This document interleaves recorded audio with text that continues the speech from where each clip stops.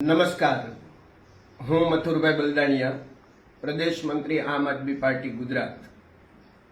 તાજેતરમાં આગામી 19 તારીખે વિસાવદર વિધાનસભાની પેટા ચૂંટણી, આ પેટા ચૂંટણીમાં આમ આદમી પાર્ટીના ઉમેદવાર તરીકે નીડર, બાહોશ, જનતાનો અવાજ બની શકે તેવા ભણેલ ગણેલ ઉમેદવાર ગોપાલભાઈ ઇટાલિયા છે.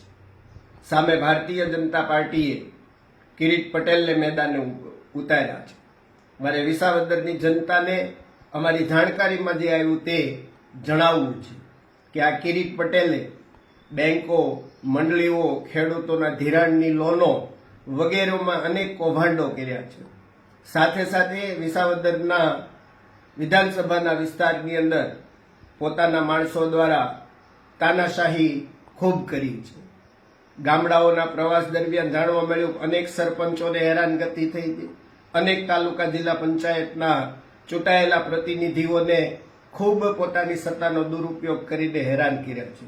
સાથે વધુ માહિતી એ મળી કે આ કિરીટ પટેલનો ઇતિહાસ એવો બોલે છે કે વર્ષોથી અહીંયા જુનાગઢ, ભેસાણ અને વિસાવદરની જનતા સાથે રહે છે ત્યારે 18 વર્ણમાં ઓબીસી હોય, એસસી હોય કે એસટી હોય, આ દરેક સમાજોના આગેવાનોને હેરાનગતિ થઈ છે.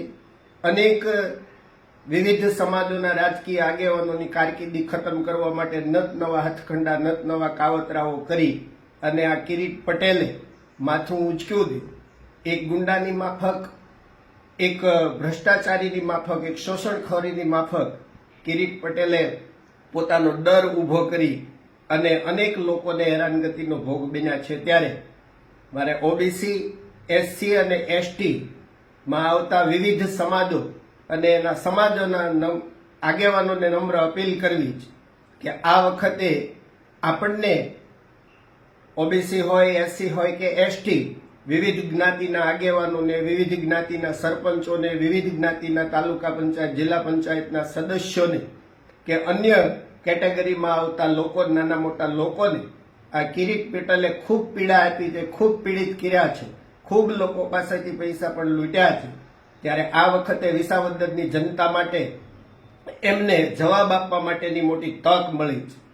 કિરીટ પટેલને હરાવવા માટે 19 તારીખે બટન નંબર 1 ગોપાલ ઇટાલિયામાં આપણે મત નાખીએ, નખાવીએ. 18 વર્ણ ગોપાલ ઇટાલિયાની સાથે હશે તો આવા કિરીટ પટેલ જેવા કૌભાંડીઓ, ભ્રષ્ટાચારીઓ અને તાનાશાહીઓને હરાવવા માટેનું મોટામાં મોટું હથિયાર આપણી પાસે હોય તો એ આપણો મત છે. અને 19 તારીખે ખૂબ મતદાન કરાવીએ અને આપણે ખુદ ગોપાલ ઇટાલિયામાં મત આપીએ અને એમને વિજયી બનાવવા માટેની કમર કસીએ એવી સૌ જનતાને વિનંતી છે. ભારત માતા કી જય.